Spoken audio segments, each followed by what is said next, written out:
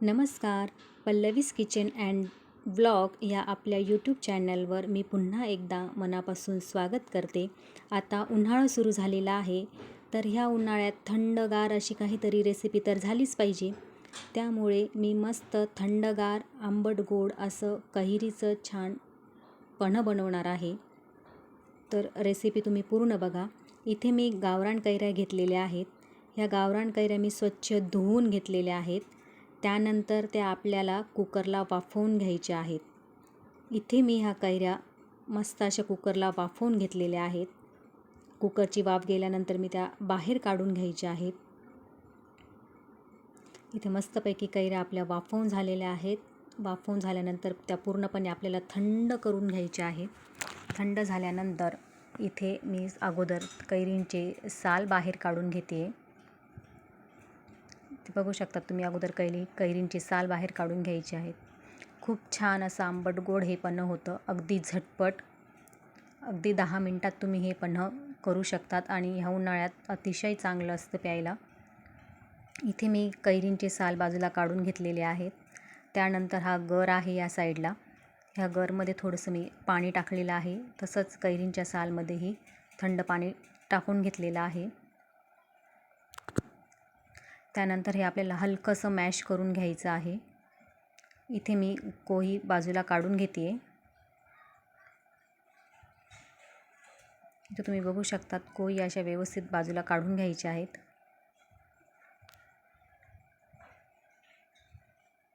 हे पन्हं करून तुम्ही 8 दिवस फ्रीजमध्ये ठेवू शकतात. छान असतं, छान राहतं, खराब होत नाही. 8 दिवसही टिकू शकतं आणि आपल्याला हवं तेव्हा आपण पाणी टाकून पिऊ शकतो. खूप छान असतं. याच पद्धतीने तुम्ही फोडणीचं पन्हंही करू शकतात, पण मी हे थंड पन्हं करते आहे, बाहेरून आल्यानंतर पिण्यासाठी. नेक्स्ट टाईम मी तुम्हाला फोडणीचं पन्हं कसं करायचं तेही दाखवणार आहे. आता इथे कैरीचे साल होते, हे पाण्याने म्हणजे धुवून घ्यायचे आहेत. जास्त घट्ट असं पिळायचं हे करायचं नाही, कारण ते कडू लागते. हलकंसं दाबून त्यातलं पाणी काढून घ्यायचं आहे.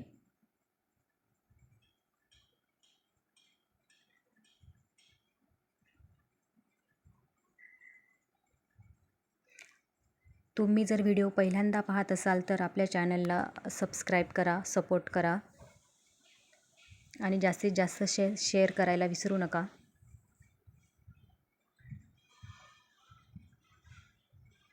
बऱ्याच दिवसापासून आपलं चॅनल बंद होतं. मी आता पुन्हा चालू करण्याचा निर्णय घेतलेला आहे. तर तुम्ही जास्तीत जास्त सपोर्ट करा आपल्या चॅनलला.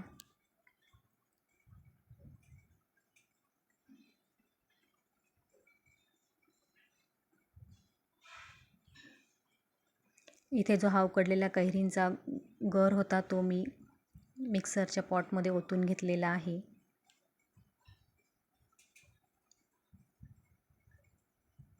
आणि त्यात 1 वाटी साखर घेतलेली आहे, तीही टाकून घ्यायची आहे आपल्याला. आणि हे सर्व मिक्सरला आपण फिरवून घेणार आहोत. कैऱ्या गावरान होतात, त्यामुळे त्या आंबट असणारच आहेत. त्यामुळे साखर ही बऱ्यापैकी लागणार आहे आपल्याला.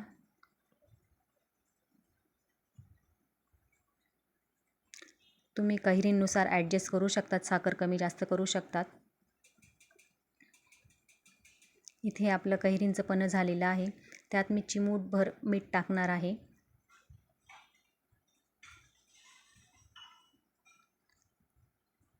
चवीसाठी.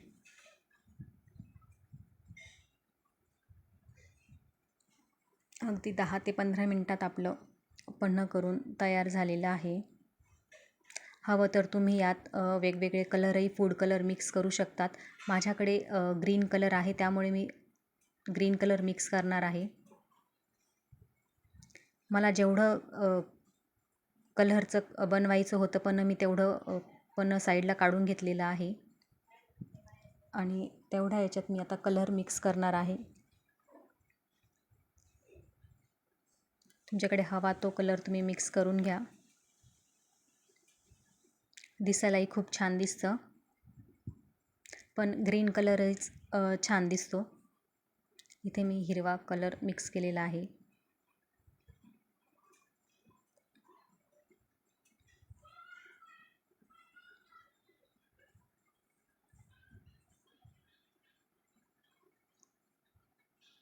आपल्याला जेव्हा पाहिजे असेल तेव्हा आपण थोडंसं ग्लासमध्ये पन्हं घ्यायचं आहे, त्यात अर्धा ग्लास पाणी टाकायचं आहे आणि मस्त छानपैकी थंडगार पन्हं एन्जॉय करायचं आहे.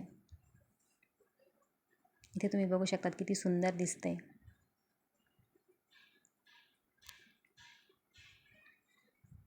ते तिकडे बाजूला बिना कलरचं काढलेलं आहे.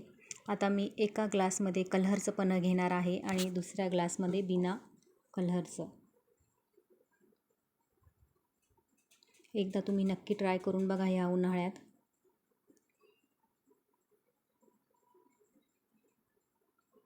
आता यात पाणी घालायचं आहे आपल्याला, कारण हे खूप आंबट आहे.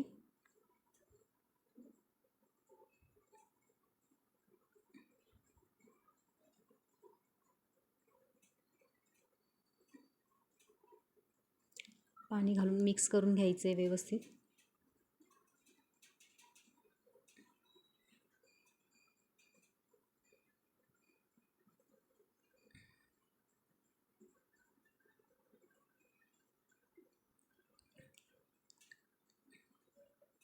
इथे माझे पन्हं करून झालेलं आहे. ही रेसिपी तुम्हाला कशी वाटली कमेंटमध्ये सांगायला विसरू नका आणि ह्या उन्हाळ्यात तुम्ही एकदा नक्की ट्राय करून बघा. व्हिडिओ आवडल्यास लाईक करा, शेअर करा आणि सबस्क्राईब करा. पुन्हा भेटू अशा छानशा व्हिडिओसोबत. तोपर्यंत धन्यवाद.